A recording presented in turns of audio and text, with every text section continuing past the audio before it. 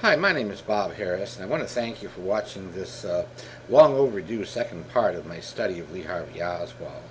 We left off with Oswald in Russia, where he was targeting the Patrice Lumumba University, which the Soviets had turned into a training ground for potential revolutionaries. This was the most important assignment Oswald had ever been offered, which is why when he thought he was going to have to leave Russia, he couldn't stand it and tried to kill himself. I knocked at the door, but there was no answer.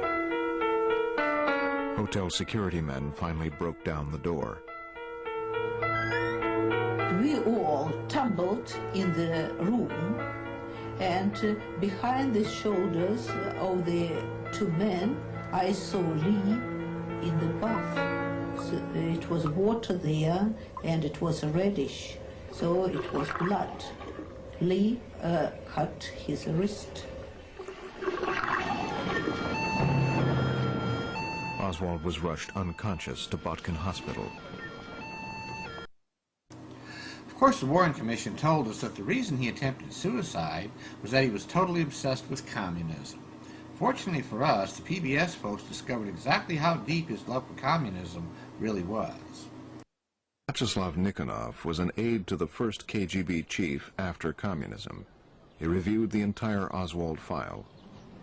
Oswald looked very suspicious to the KGB and to the factory authorities because he was not interested in Marxism.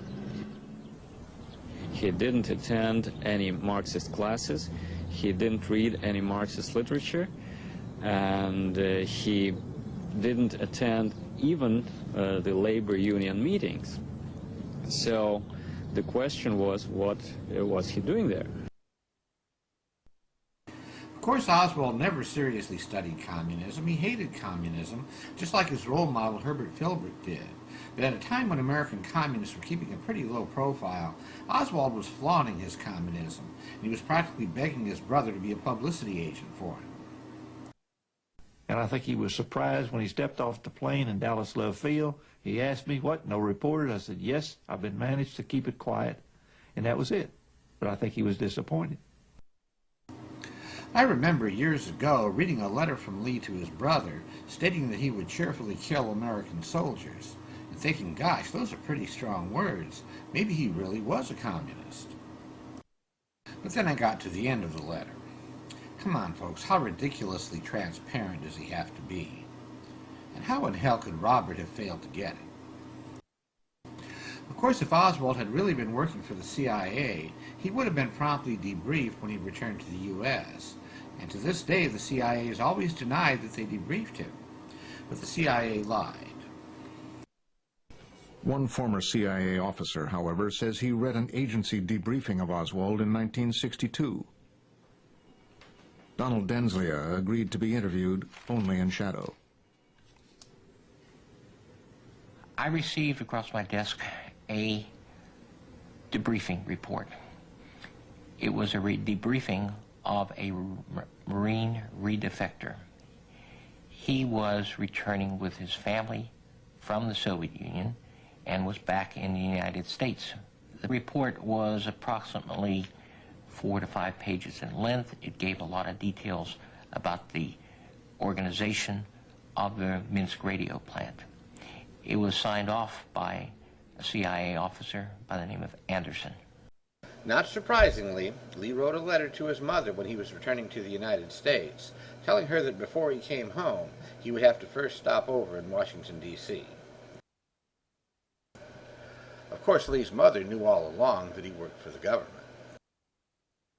I believe that Lee was a government agent, and there's many reasons why I believe this.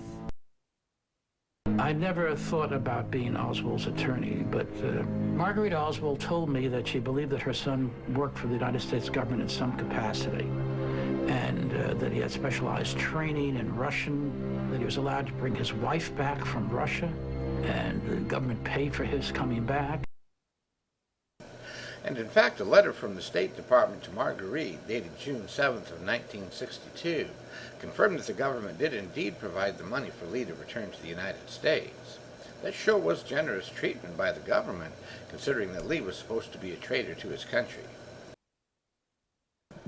After returning to New Orleans and meeting several times with the FBI, Lee begins a letter-writing campaign targeting one of Hoover's most despised enemies, the Fair Play for Cuba Committee.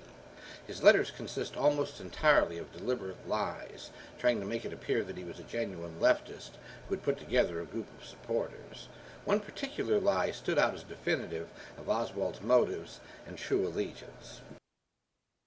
Shortly before he sought out Bringuer, Oswald had written to the Fair Play for Cuba Committee, claiming that one of his street demonstrations had been attacked by some Cuban exile gusanos. In fact, no such incident had occurred. But it did a few days later, when Carlos Bringuer found someone handing out pro-Castro leaflets on Canal Street. Okay, folks, exactly how stupid are we supposed to be? Oswald wrote about being attacked by the Cuban exiles 5 days before it actually happened. This thing was obviously staged and planned well in advance. And when he was tossed in jail, who did Oswald make a phone call to? His lawyer? His wife? That's right, folks, he called in the FBI. Of course, this led to the infamous radio debate in which Oswald was exposed for living in the Soviet Union. A fact, by the way, that had been published in every major newspaper in the United States.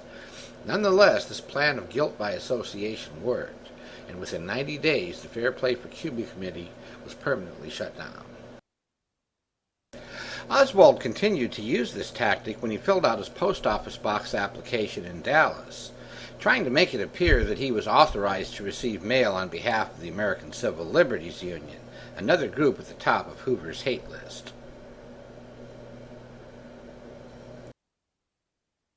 Hoover also hated the civil rights movement, which explains why Oswald and some of his associates were scoping out the Congress of Racial Equality's voter registration drive in Clinton, Louisiana. Fortunately, he never actually did it, but it could have been devastating to the civil rights movement if Oswald had made himself appear to be an officer with the Congress of Racial Equality. There is no doubt that Oswald was an informant for the FBI. In fact, the Attorney General for the state of Texas told the Warren Commission exactly that, and even gave them his FBI informant number. And the Chief of Police, William Curry, told the Dallas Morning News that Oswald had met with the FBI just 6 days before the assassination. But if Oswald met with the FBI on November 16th, what could he have told them? Well, FBI security officer William Walter was stationed in New Orleans at the time. He testified that later that night he saw an FBI telegram come through warning of a possible assassination attempt. Walter also confirmed that the FBI kept an informant's file on Oswald, which was removed by Warren DeBrays. Back in New Orleans, Adrian Alba saw an FBI agent passing a large envelope to Oswald. Alba, who knew Oswald well, has always believed that he worked for the FBI. Oresta Pena, who was a confirmed FBI informant, witnessed several clandestine meetings in his bar between Oswald and FBI agent Warren DeBrays.